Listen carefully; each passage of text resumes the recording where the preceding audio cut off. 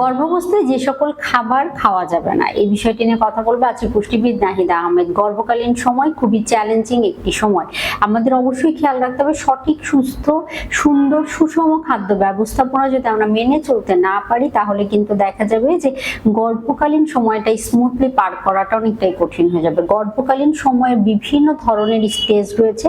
আমরা এই দেখা যায় অনেকে ডায়াবেটিস রয়েছে, অনেকে প্রেশার বেড়ে যায়, অনেকের ক্ষেত্রে দেখা যায় যে আরো বিভিন্ন কমপ্লিকেসি দেখা যায়, খাবারের রুচি নেই, খাবার খেতে ইচ্ছা করে না, শরীরে দুর্বলতা, নানা সমস্যা অনেকের মধ্যে দেখা যায় যে থাকে। সেই ক্ষেত্রে আসলে পেশেন্ট যখন আমাদের কাছে আসেন তখন তার রিপোর্ট অ্যানালাইসিস করে তার সাথে কথা বলে তার চাহিদা অনুযায়ী খাদ্য তালিকা আমরা তৈরি করে দিই। কিন্তু বেশ কিছু খাবার আছে যেগুলো আমরা গ্রহণ করা থেকে বিরত থাকতে বলি, কারণ এতে করে জটিলতা হতে পারে। যেমন কাঁচা পেঁপের কথা অনেক জায়গায় বলা হয়, আনারসের কথা বলা হয়, আধা সেদ্ধ ডিম বা নরম কুসুমযুক্ত ডিম, যেমন অনেকে পোচ ডিম নরম কুসুমযুক্ত গ্রহণ করেন, অনেকেই হচ্ছে আধা সেদ্ধ ডিম খেতে বা সেদ্ধ ডিম না আধা সেদ্ধ কম কুসুমটা একটু নরম থাকবে এই জাতীয় ডিম খেতে পছন্দ করেন। এটা জটিলতা তৈরি করতে পারে। ভালো করে ফুটিয়ে না নেওয়া দুধ, অনেকেই দেখা যায় যে দুধ এক জাল দিয়ে ভালো করে সেটাকে না ফুটিয়ে গ্রহণ করছেন। গর্ভকালীন সময় আমরা বলি দুধটাকে অবশ্যই ভালো করে ফুটিয়ে তারপর গ্রহণ করার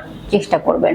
এর পাশাপাশি রয়েছে যে সামুদ্রিক বিভিন্ন খাবার, অনেকে সি ফুড খেতে এখন বর্তমানে পছন্দ করেন। তো সি ফুডটা আসলে প্রেগন্যান্সির সময় জটিলতা তৈরি করতে পারে বা অতিরিক্ত ভারী কেমিক্যাল থাকতে পারে। এই জাতীয় খাবারগুলো এড়িয়ে চলার চেষ্টা করতে হবে। প্রক্রিয়াজাতকৃত প্রসেসড খাবার, এগুলোতে টেস্টিং সল্ট থাকে, এগুলোও এড়িয়ে চলার চেষ্টা করতে হবে। অতিরিক্ত ক্যাফেইন, অনেকে চা কফি খেতে গ্রহণ করেন প্রেগন্যান্সির সময়, যেহেতু শরীর দুর্বল লাগে, ক্লান্ত লাগে, ডিজিনেস কাজ করে, তো সেই সময় আসলে দেখা যায় যে এগুলো কিন্তু আমাদের বিভিন্ন জটিলতা তৈরি করতে পারে। তাই অবশ্যই কম পরিমাণে 1 থেকে 2 কাপ চা কফি আপনি চাইলে গ্রহণ করতেই পারেন।